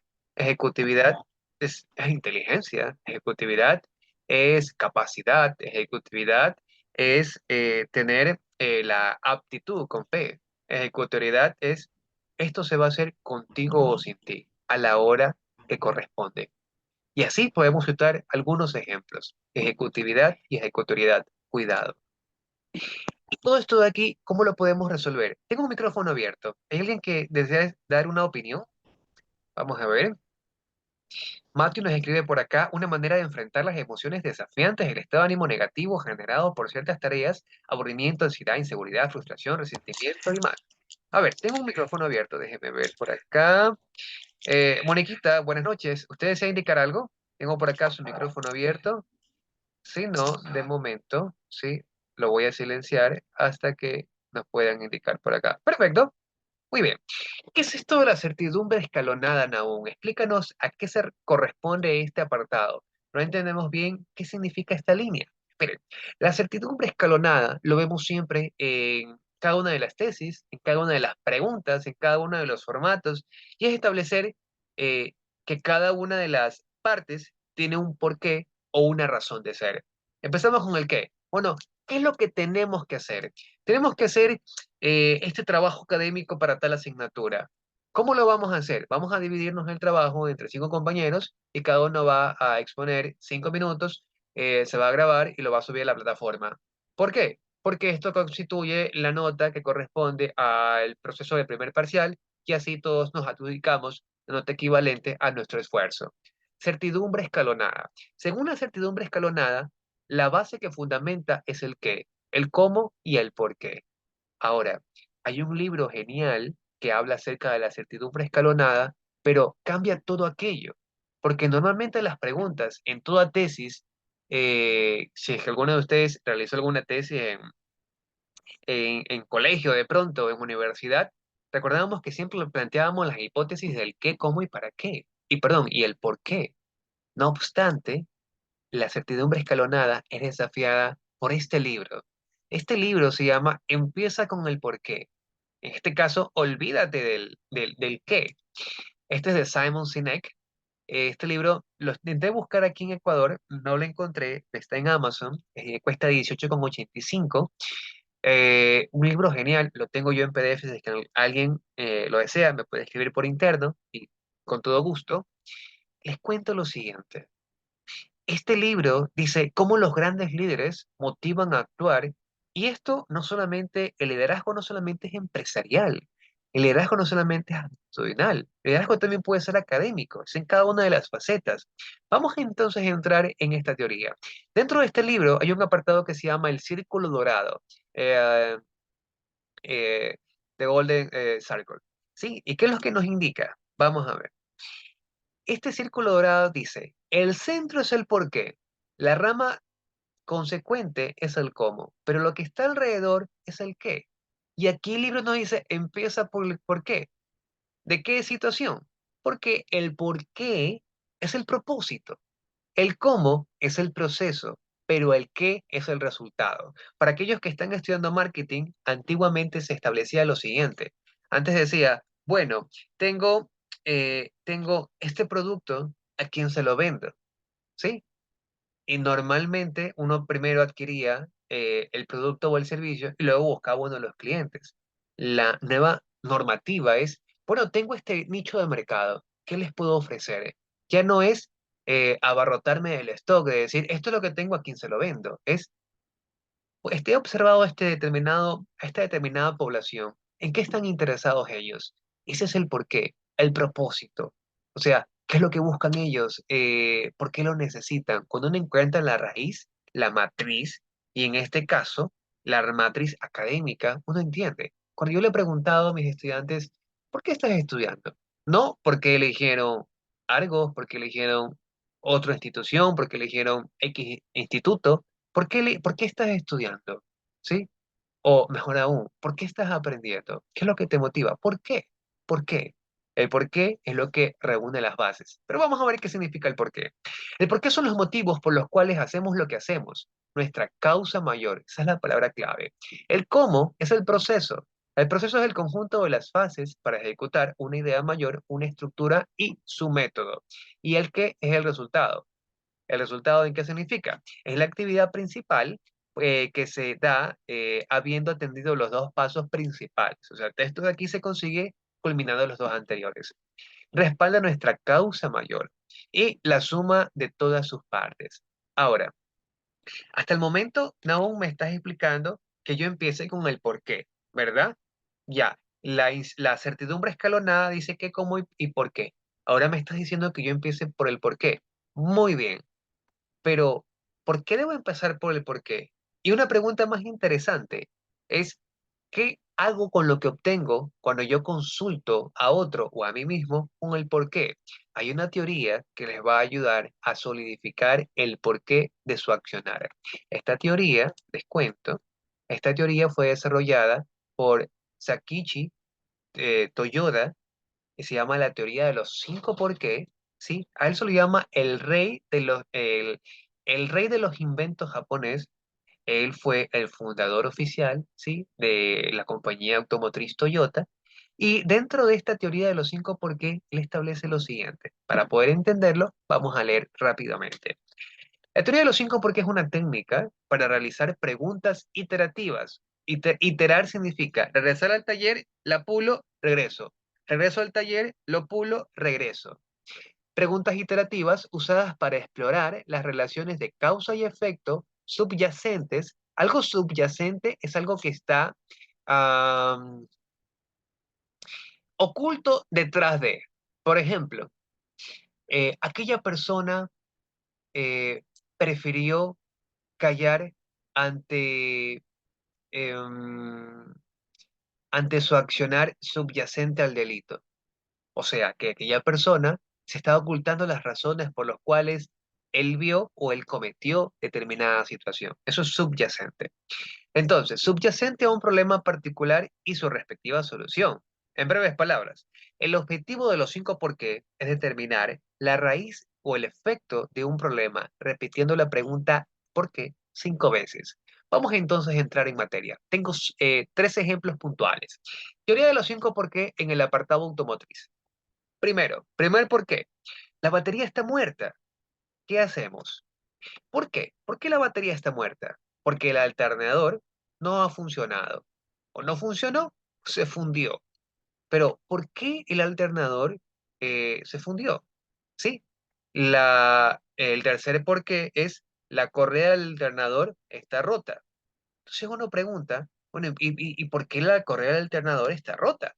¿Sí? La correa del alternador fue mucho más allá de su vida útil de servicio y nunca se la sustituyó. Por lo tanto, se fundió. De ahí vemos cada una de las gráficas. Vamos al quinto por qué. El último por qué nos dice que el vehículo no tenía mantenimiento acorde a lo recomendado, ¿sí? Del programa de servicios. Entonces, ¿a qué nos referimos con este apartado? Aquí vemos 5 por qué. Desde que la batería está muerta hasta la consecución de lo último, de los 5 por qué, me olvidaba de indicarles algo. Toyota es el precursor de una certificación estadounidense que se llama eh, Lean Six Sigma. El Lean Six Sigma eh, establece un margen de productividad, se lo utiliza a nivel industrial, es cómo hacer más con menos. Incluso hay certificaciones que, como la línea del karate, tiene colores de cinturones. Hay Green Belt, hay Yellow Belt, Lean Six Sigma, hay diferentes colores y cada uno de esos colores tiene un nivel de conocimiento profundo en cada una de las áreas. Pero a manera de resumen, lo que hace es que optimiza los procesos haciendo más con menos cosas o con menos inversión o reutilizando los desechos y las diferentes funciones que se catalogan de lo mismo. Entonces, de allí es que nace de Toyota la teoría de los 5 por qué. Vamos a ver otro ejemplo más sencillo. Aún, esta conferencia es académica. Vamos a hablar de educación. Primero, miren, este ejemplo es chéverísimo. Dice, ¿por qué no te gusta? Y algunos se van a sentir identificados. Ojo, cuidado con ese burnout. ¿Por qué no te gusta comprar en este supermercado? Porque siempre está lleno de gente. Segundo, ¿por qué? ¿Por qué no te gusta que esté lleno de gente? Porque me toca esperar más tiempo en la fila. Tercer, ¿por qué? ¿Por qué te parece un problema esperar más tiempo en la fila? Porque es una actividad improductiva y me genera ansiedad. La pregunta normal es, ¿por qué consideras que te genera ansiedad el esperar en la fila? Porque me resta tiempo de avanzar en mi tesis de la universidad o en mi trabajo para el lunes. ¿Por qué no has podido avanzar en tu tesis de la U? Porque cuando llego a casa paso más tiempo en redes sociales y se me va la hora. Pero ustedes que el primer por qué era, oye, ¿no te gusta comprar en este supermercado? ¿Por qué? Porque él asumía que estaba consciente de que había desperdiciado tanto tiempo en otras cosas menos puntuales que quería ir al centro comercial mucho más rápido como para poder llegar y cumplir con su tarea porque no había podido administrar bien su tiempo. El primer porqué es un centro comercial y el último porqué revela la verdad. Revela de carácholes. Mi vida se va en redes sociales. Y ojo, en los teléfonos, en la parte última de configuraciones, en el apartado acerca del teléfono, usted puede ver y monitorear cuánto tiempo pasa en cada red social. Todos hemos pasado en algún momento algunos minutos, horas de más en alguna aplicación preferente. Yo puse aquí el logo de Instagram. Algunas personas pueden pasarse mucho tiempo en TikTok, o en cualquiera de las redes que vayan saliendo. Pero cuidado con la administración del tiempo. ¿Sí? Es lo que se llama los cronófagos. Un cronófago es aquello que te devora el tiempo. Crono es tiempo, y fago es asociado a algo que se va consumiendo, acabando, ¿sí? O, o muerte, ¿ya? Entonces, cuidado con aquello. Tercer ejemplo y último. ¿Por qué nuestras reuniones de estudio, y esto es para quienes tienen que hacer grupos, ¿sí? Para la universidad, ¿por qué nuestras reuniones de estudios no son tan productivas como nosotros las imaginamos? Porque casi siempre perdemos mucho tiempo. ¿Por qué se pierde mucho tiempo en las reuniones? Porque nos cuesta cerrar un tema antes de pasar al otro. ¿Por qué nos cuesta cerrar un tema antes de pasar al siguiente? Porque todos queremos aportar ideas y no hay un método. Porque no hay un orden para la aportación de las ideas. Porque no existe un orden del día en ninguna reunión. ¿Por qué no existe un orden del día en cada reunión? Porque nos falta atender mejor en la clase para así comprender la tarea y tener los objetivos claros. El problema no es exactamente de las reuniones o del orden del día, que es un aspecto importante, sí, pero es que se dan cuenta que no tienen los objetivos claros. O sea, quizás el docente pide A y me están entregando C, por lo tanto mi calificación académica baja, porque no tienen un sentido de orientación al logro en base a al ruido que se genera por la no atención debida. Hasta aquí el apartado de los 5 por qué. Vamos a ver. Acá, ok, muy bien. Listo, listo, listo. Ahora, para ir culminando con este apartado, les presento la línea que indica retos y desafíos. Esta conferencia se llama La educación online en Ecuador, retos y desafíos. Primer desafío que yo veo. Y esto no es propio de un lugar, sino de muchos espacios. Normalmente se sugiere que la educación tenga un mapa de calidad, pero que encierra un cuadro de calidez. ¿Cómo podríamos hacer un cuadro de calidad eh, embriagado por calidez cuando los espacios que nos brinda la virtualidad, yo he visto sesiones donde superan los más de 100 participantes? Por ejemplo, hay oportunidades en las que Zoom da para el ingreso de más de 1.000 personas. ¿Qué oportunidad tendría una persona de poder exponer una idea y así clarificar sus dudas para poder eh, llegar al conocimiento que está buscando, cuando la calidad, mientras más personas hay vinculadas a un espacio, menor es el rango de atención que puede brindarle el docente? Es más, y de atención también suya, porque está tan diversificado el enfoque entre tantas personas. Ojo, mientras más personas se enriquece la sala, sí, pero yo creo que hasta cierto punto, porque en la presencialidad lo único que está supeditado a la cantidad de participantes es el espacio físico. Hay salas que permiten hasta 40 en mis tiempos. Cuando estaba en el colegio, habían salas que tenían 45 estudiantes, de tal forma de que cómo hace el docente para poder llegar, oh, y tenía que hacerlo, o sea, y uno más o menos allí iba llegando. Por ejemplo, cuando uno estudia idiomas, hay empresas que tienen una tarifa mucho más alta porque ellos te indican. Nosotros reunimos sesiones de grupo de no más de 8 personas, de no más de 10 personas. Por lo tanto, sus tarifarios son más altos. Mientras mayores sean el número de participantes, seguramente la calidad pueda verse implicada, pero la calidez se ve comprometida. O mientras el número de participantes sea mayor, menores son las oportunidades que se tendría para poder escuchar a determinado grupo de estudiantes. No se podría. Yo he pasado en los procesos de tomar, por ejemplo, la asistencia en grupos de más de 50 personas. En una clase que dura 2 horas, se van a veces 10 o 15 minutos, solamente o más, solamente para poder verificar de que ha asistido o no. Entonces, en estas líneas en las que podemos y tenemos el desafío de poderlo mejorar. Entonces, primer desafío, la calidad versus la calidez. ¿Están en la misma sintonía? Segundo, pasar del IoT al IOP.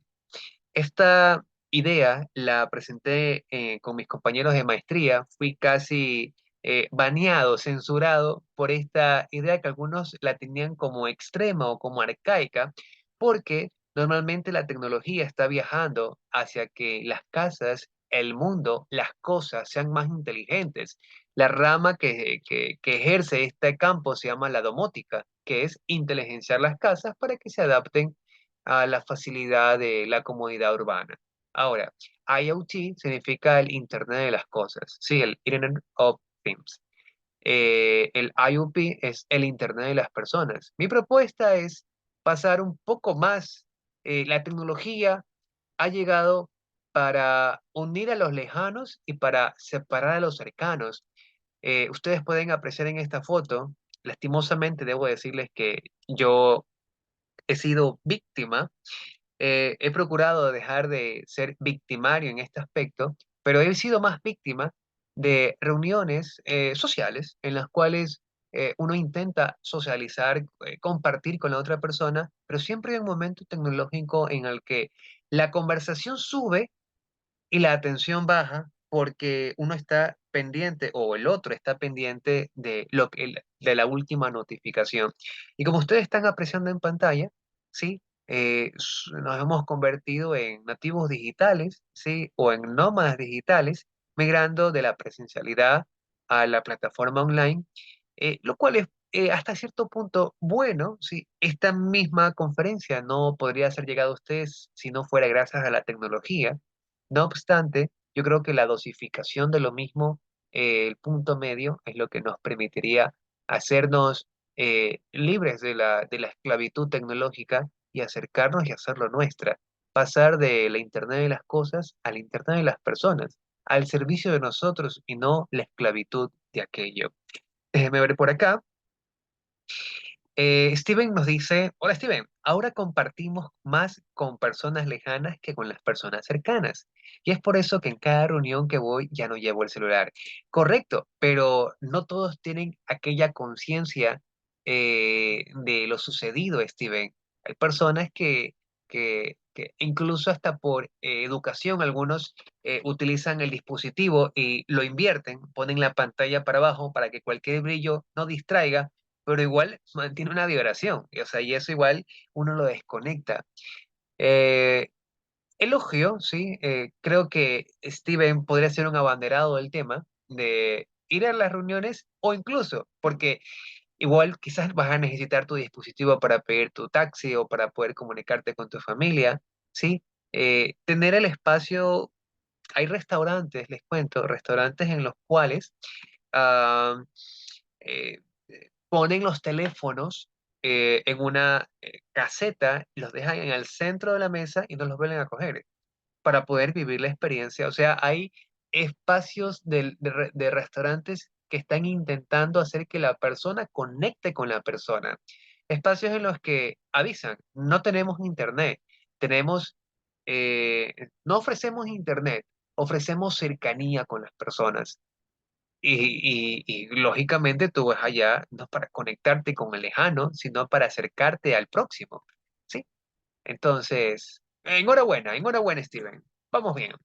Ok, tercer desafío. Pasar del confort, y les digo, estamos en los minutos finales de la conferencia. Pasar del confort al crecimiento. Esto de acá, algunas personas le llaman la zona de confort, como ustedes pueden ver aquí en la pantalla. Ahora, la zona de confort tiene etapas. La primera etapa, propiamente dicho, llamada confort, la última etapa se llama etapa de crecimiento, pero tiene, en una etapa, esta fase está conformada por cuatro instancias. La instancia uno es el confort, la instancia 4 es el crecimiento. Vamos a ver entonces cómo es la escalera. Lo primero es la zona de confort. La segunda es la zona del miedo. Salir de la zona de confort nos genera ansiedad, nos genera miedo, nos genera terror, genera fobia. No voy a poder, me va a pasar algo. ¿Qué pasa si no tengo para cancelar el mes? ¿Qué pasa si es que eh, no apruebo la carrera? ¿Qué sucede si es que no soy tan bueno como yo pensaba? Si aplico y me dan el trabajo y no doy la talla, si no soy suficiente. Todas esas cosas suceden en esta hilera de las cuatro etapas eh, de la liberación personal, hablando desde el confort. La tercera zona es la zona del aprendizaje. Y dije, ah, bueno, yo pensé que no podía, pero puedo. Pensé que iba a ser más difícil, pero lo estoy consiguiendo. Eh, eh, Pensé que aplicar nuestro trabajo no iba a poder, pero he aprendido, he tenido que superarme, he crecido profesionalmente y esa es justamente la cuarta etapa, porque es imposible aprender y decrecer. El aprendizaje tiene que ir como en italiano la música le llaman en la ópera increciendo, tienen que ir subiendo. Y eso es lo maravilloso del conocimiento, que te permite elevar el espíritu a un campo intelectual y pasar en algún momento de la inteligencia por la sabiduría, pero solamente llegando a ella se aprende a través del error, a través del fracaso, a través de la caída. Pasar de la zona de confort a la zona de crecimiento. Muchas ocasiones necesitamos que aquello pueda darse. Por último, y es el cierre de nuestra conferencia, es el último desafío y es entender la magnitud de lo importante en contra de lo urgente. ¿Cómo puedo establecer un principio para identificar lo importante de lo urgente? Aquí tenemos un versus. Vamos a ver. Según Eisenhower, ¿sí? Fue presidente de Estados Unidos, el presidente número 34. Él nos presenta una matriz. Esta matriz nos establece lo siguiente. Dice que hay cuatro cuadrantes: el cuadrante de lo urgente, el cuadrante de lo no urgente, el cuadrante de lo importante y el cuadrante de lo, como ustedes pueden ver aquí, de lo no importante. Ahora, aquí dice que miren ustedes, síganme con el mouse, ¿sí? Espero que se alcance a ver el mouse. Dice que lo que no es importante, ¿sí? Que lo que no es importante, pero es urgente, usted lo puede delegar. Lo que es importante y lo que es urgente, tiene que hacerlo. Lo que es urgente, a ver, por ejemplo aquí, lo que no es importante y lo que no es urgente, usted lo tiene que eliminar. Lo que no es, lo que es importante, pero que no es urgente, usted tiene que hacerlo. No, ponnos un ejemplo. Una urgencia que es importante al mismo tiempo, por ejemplo, una actividad fisiológica, es algo, un imprevisto, un accidente, eh, algo en lo que pueda depender la vida, una emergencia, llamar a una ambulancia, qué sé yo, un hueso, algo que peligra la vida, en lo que corresponde a urgente y lo que es importante. Algo que es importante, perdón, algo que no es importante, pero que es urgente. Usted, por ejemplo, puede delegar eh, las actividades laborales. Tú te vas a encargar de hacer el mapa conceptual. Esto es para el lunes, tú te vas a encargar de realizar la investigación de estas diapositivas. Tú te vas a encargar de hacer el banco de imágenes. Tú te vas a encargar de tal o cual cosa. De tal forma que yo voy delegando. Estoy hablando en el apartado académico. Algo que es importante, pero que no es urgente, algo que yo lo tengo a hacer. Normalmente las cosas importantes, pero no urgentes o urgentes, me involucran como protagonista. Algo que no es importante, algo que es importante, pero que no es urgente, en lo cual yo tengo que involucrarme. Por ejemplo, es eh, en la distribución de los tiempos. O sea, una vez que yo tengo compactado el grupo, ejerzo o diagnosticamos quién podría ejercer como líder e inmediatamente no solamente dirijo o digo las cosas que hay que hacer, sino que también las regulo, las parametrizo, las evalúo. El que da la apertura, el que está pendiente, el que da las palabras inaugurales, el que hace el cierre, ¿sí? El que hace la exposición oral o el que tiene las respuestas, el que maneja la complejidad del caso. Y las cosas que no son ni urgentes ni que son importantes, situaciones como las que les citaba, el apartado de las redes sociales, de dosificar las cosas, no solamente las redes sociales tienen su apartado positivo, pero qué cosas son las que estaríamos consumiendo para, dentro de esas redes, o qué tipo de literaturas estamos aproximándonos, o qué libros estamos ingiriendo, o cómo está nuestra distribución de los espacios para la consecución de una idea. La matriz de Eisenhower nos permite a nosotros clarificar cuáles son las cosas que realmente necesitamos hacer. A mí me gusta un pensamiento del doctor Mario Alonso Puig, y él indica que la mayor parte de las personas se quejan que no tienen tiempo. Y ahí me gustaría hacer una excepción, en palabras del doctor. Él dice, efectivamente, eh, no tenemos tiempo para todo, pero tenemos tiempo para las cosas importantes y para las cosas urgentes. El problema es que las personas no pueden ponderar, no saben ponderar eh, la valoración de los tiempos. No saben a qué cosa deberían de dedicarle específicamente su tiempo. Y el tiempo se lo cataloga y se lo considera como vida.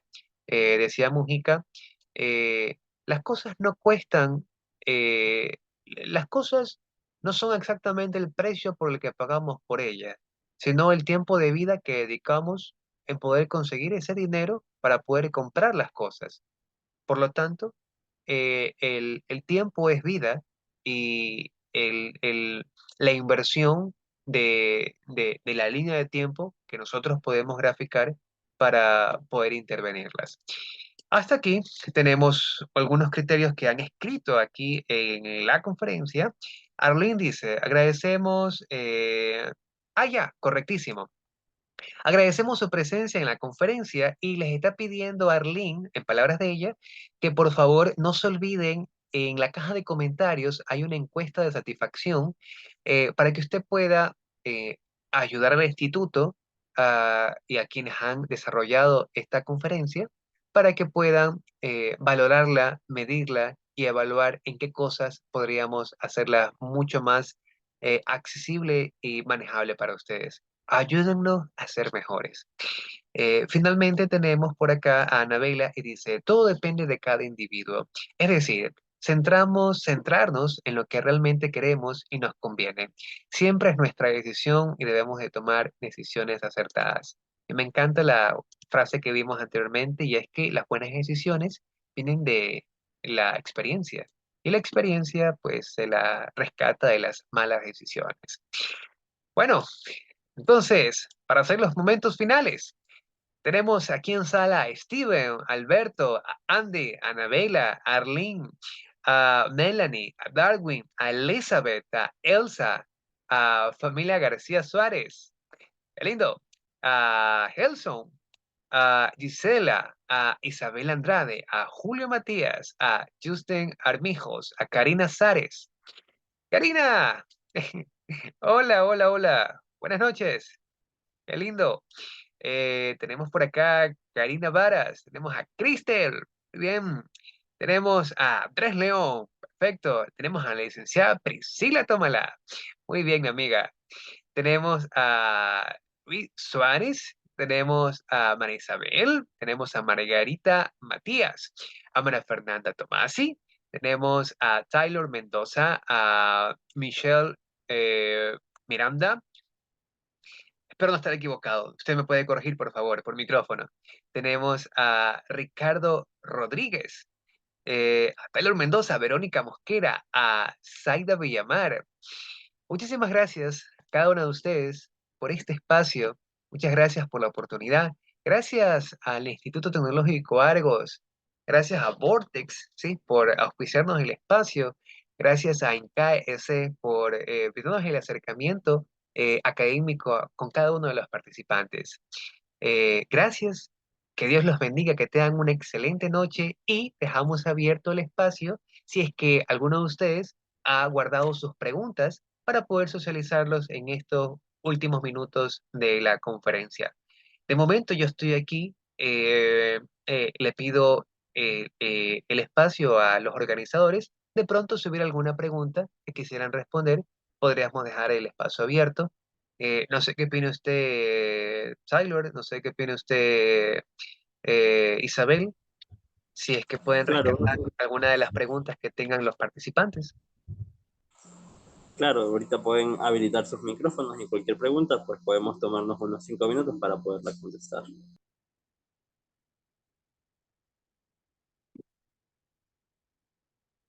Hola, hola, muy buenas noches.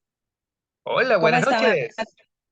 cómo están a todos los presentes? Para mí es un gusto haber recibido esta invitación por parte de tremendo profesional como lo es Naún López, quien tuve el alto honor y placer de conocerlo a través de una maestría.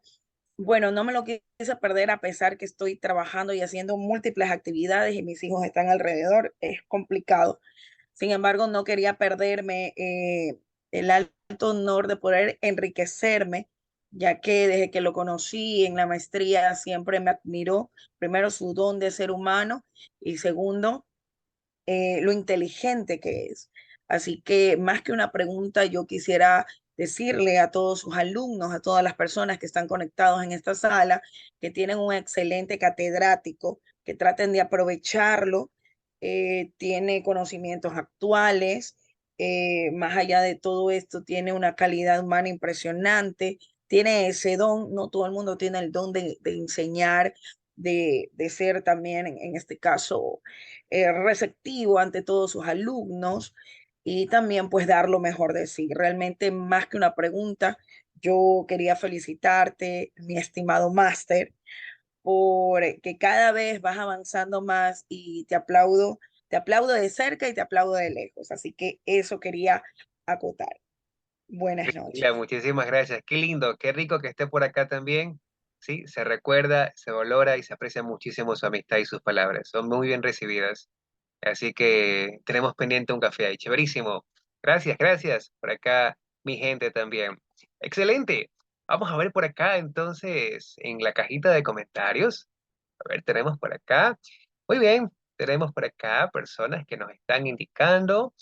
El tiempo es importante, nos dice Melanie. Ajá, el tiempo, si lo inviertes en cosas que te generan satisfacción personal y profesional.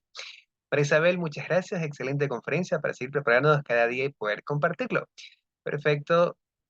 Andy dice, Naum López, talentoso ecuatoriano, el mejor coach. Gracias, Andy. Sí, se aprecia mucho el emprendedor. Andy el emprendedor. Anabela, muchas gracias, como siempre, aprendiendo de usted, mister. Muchas gracias, y como siempre, aquí estamos. Perfecto. Acá, Cristel, Verónica, gracias, perfecto. Qué bello, qué bonito. Perfecto, Steven. Aquí estamos, a las órdenes, Verónica también. Bueno, entonces, ¿alguna pregunta? ¿Una pregunta? ¿Alguna pregunta que encierre un marco de complejidad? Vamos a ver. Una pregunta desafiante. Vamos a ver, déjeme ver cómo le pongo esto de acá.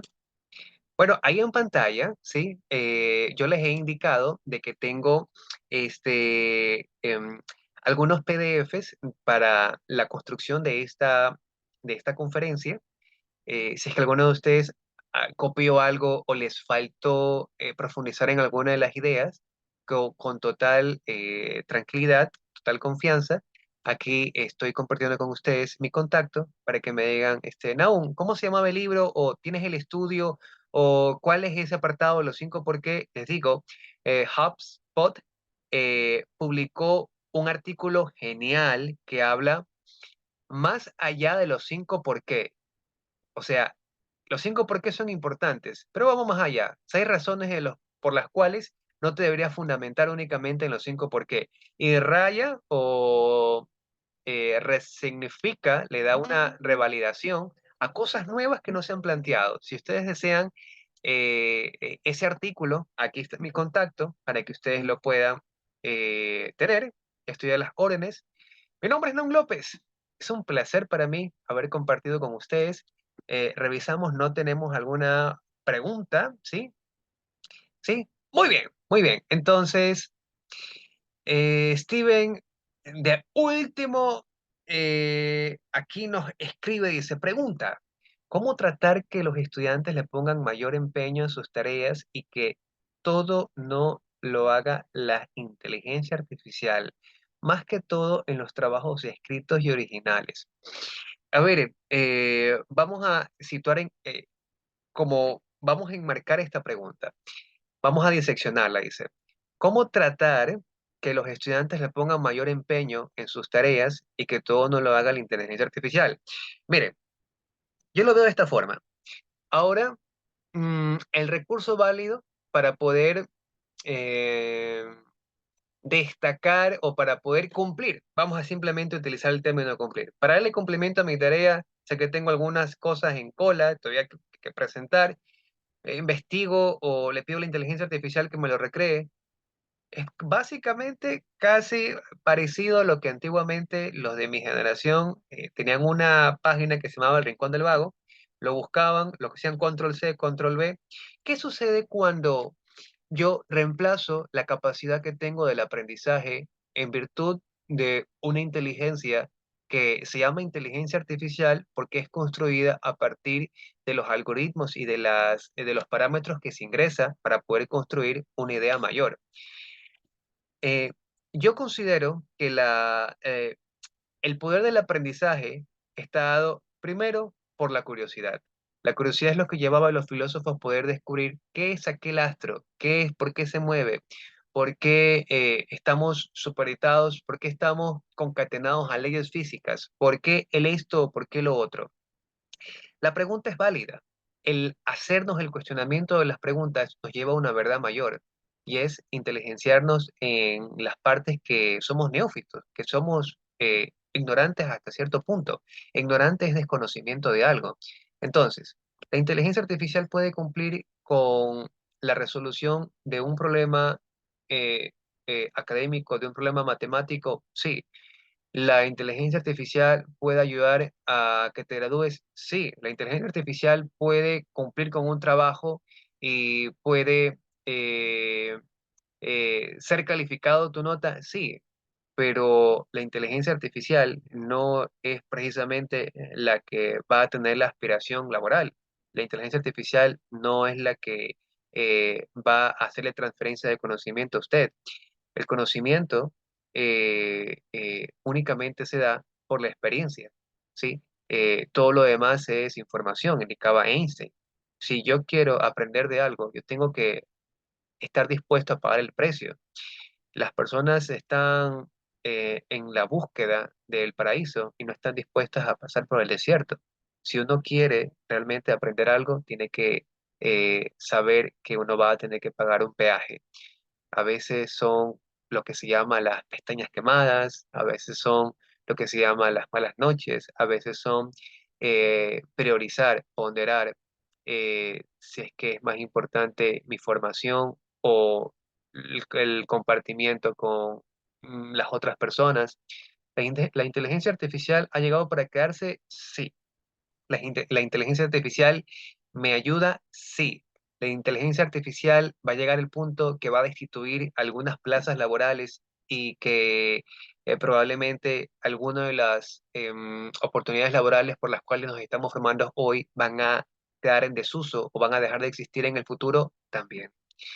Eh, Estamos empezando a construir monstruos que no sabemos, por lo menos monstruos en el apartado que va a haber una reducción de la fuerza laboral física reemplazado por el robot. Entonces, se van a optimizar muchos procesos, pero probablemente a una población alta que cada vez tenga menos empleo debido a las nuevas capacidades que tengan estos artefactos. Entonces, sí creo que ayuda, pero la idea es que te ayude, no que te reemplace, ¿sí? Entonces, déjame ver por acá. A ver, vamos, ok. Más que todo en trabajos escritos y originales. Cada uno, por ejemplo, Argos, Ecotec, casi todos los institutos tienen un apartado para los docentes y es en el que nosotros podemos validar cuál es el nivel de falsedad o el nivel ay, no recuerdo cuál es esta palabra, de originalidad y uno puede terminar copiando. Entonces, la inteligencia artificial está diseñada dentro de esa plataforma, por ejemplo, dentro del Blackboard, para que vaya rescatando, hace una investigación general, buscadores similares, para ver quién más habla de ese tema con palabras similares. Por eso es que lo que está de moda es el acto de parafrasear. Y por último, incluso hasta parafraseando, yo digo, bueno, hay un acto de lectura, hay un acto de enfrentarse al texto, hay un acto de, eh, de aun cuando no se ha establecido una investigación profunda, hay una lectura parcial y eso por lo menos me genera un acercamiento con la idea central. Entonces, yo creo que ha llegado para ayudarnos, pero no para reemplazarlos, por lo menos en el apartado académico. Y por último, Andrés nos dice cómo confiar en uno mismo cuando sentimos que no somos capaces de lograr algo. Andrés, trae a mi memoria en el apartado de la psicología algo que se llama el síndrome del impostor. Síndrome del impostor lo puedes copiar, le invito a los participantes que lo puedan descubrir, y es que síndrome del impostor es aquello que las ideas negativas o tóxicas que orbitan alrededor de nuestra conciencia. Tenemos que saber cuál es la voz que nos está hablando. Me he dado cuenta que esto es en calidad coach. Las personas tenemos una naturalidad para hablar con mayor tino, paciencia, amor, condescendencia con otros. Es más, hasta disculpamos más fácilmente a quienes nos han hecho perjurio, han ofendido, nos han calumniado, ¿sí? Más fácilmente que incluso de lo que yo soy capaz de perdonarme. Si alguien viene y me ha hecho una ofensa, yo digo, no te preocupes, está bien. Es más, eso me genera, me pone en una posición altruista de decir, tengo el poder de perdonarte, ve en paz. Pero ¿qué sucede cuando yo cometo un error? Y te lo digo desde la evidencia primaria. O sea, hace mucho tiempo, este, eh, estaba en la dudoso si asistir o no a una oportunidad laboral. Y dije, no, en este momento no. Luego me di cuenta de que pudo haber sido un aporte muy significativo en su momento para el crecimiento de otras áreas. Y hasta el día de hoy, en ocasiones, a veces no me lo permito, porque yo digo, stop, fue suficiente, ya fue el pasado, déjalo ir. Y a veces uno regresa al pasado. Aquí hay algo interesante, y es que dicen que uno regresa al pasado. Aquel que no conoce su pasado está condenado a repetir su historia. Cuidado, estamos regresando al pasado para mortificarnos. Quienes viven demasiado en el pasado, ¿sí?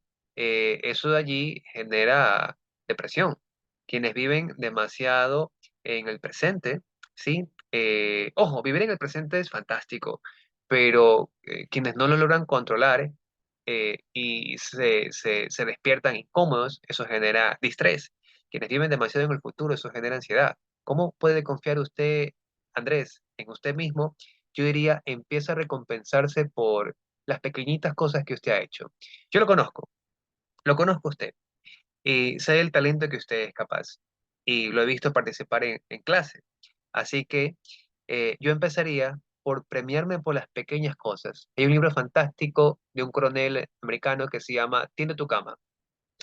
Y no eres capaz de destruirme. Esos dos libros son fantásticos, inversión de menos de $10 cada uno.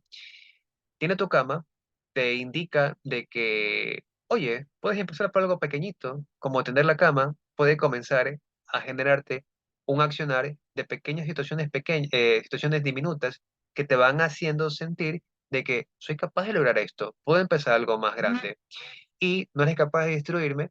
Ese libro lo que narra es eh, cómo este militar se enfrentó a muchas dificultades, pero no permitió que derrumbarse. Y hay dos palabras que vienen a mi mente, y es la resistencia y la resiliencia. La resistencia se asocia a un aspecto físico, que es la capacidad que tienen los cuerpos para no doblegarse. La resiliencia es la capacidad para aceptar las cosas que vienen, y si tengo que doblarme, si tengo que caer, me caigo, ¿sí? Esa es ser moldeable a las condiciones físicas, pero nuevamente levantarme y ponerme erguido. Esa es la diferencia básica sobre la resiliencia y la resistencia. Resistencia es mantenerse rígido ante las cosas, resiliencia es ser flexible ante las situaciones. Entonces, Andrés, eh, es válido caerse, es válido sufrir. Eh, o por lo menos el dolor es natural, pero el sufrimiento es opcional. Andrés, empiece a premiarse por las pequeñitas cosas que usted haga. Te levántese un día y diga, hoy voy a hacer esto. Si es lo más pequeño, hoy voy a levantarme a las 8 de la mañana. Levántese y premiese. Hoy voy a leer una página de este libro y léalo. Ecuador tiene un índice de 0,7% en Latinoamérica de índice de lectura. Empezamos un libro, no avanzamos. De un libro de 100 páginas leemos 3, a veces 2. Cuando yo preguntaba en capacitaciones cuál es el último libro que la gente se ha leído, me dicen Nacho lee. Y eso fue en el colegio o en la escuela, o el último fue orientación vocacional, de lo cual probablemente no lo han terminado o leen por obligación. Entonces, constrúyase un ritmo de palabras positivas alrededor suyo y el síndrome del impostor saldrá. ¿Sí? Muy bien. Matthew, muy bueno. Ese libro se lo compré a mi hijo. Tiene tu cama. Ajá, perfecto, Matthew. Listo. Entonces, si no tenemos más preguntas, en 10, 9, 8, 7, 6, 5, 4. Hola, Hola, hola, hola. hola, buenas con todos. Buenas noches, Naúm. Hola, esa voz sí me la conozco. ¿Cómo estás, amiga querida? Nan. Bien, muy bien. Primero para agradecerte por esa diferencia de habernos invitado, ¿no? Al grupo de los compañeros que estuvimos juntos en la maestría. Decirles a tus alumnos que aparte de que eres un gran profesional reconocido, tienen a un excelente ser humano. Sáquenle el jugo de nutrirse con esos conocimientos. Y algo que quería decir con respecto al tema de los hábitos, que son un beneficio para la superación personal. Y en la conferencia comentabas sobre las preguntas que le hacías a tus alumnos, me quedo impactada con el niño que pintaba y que si estaban dispuestos a dar el 100% para lograr el objetivo. Ah, pienso que trabajar para lograr ser un 1% mejor cada día cuenta mucho, mucho, mucho, y eso nos favorece y podemos llegar a ser mejores, ¿ya? Eh, bendiciones, Nahum, sigue adelante y muchas gracias nuevamente por la oportunidad de poder ampliar los conocimientos y de verdad que me llevo muchas cosas. Gracias. Muchas gracias, Nan, también a ti por tus palabras. Así que también creo que tenemos cafecito pendiente por allí. Y Nan, con lo que definitivamente, agendado, agendado allí.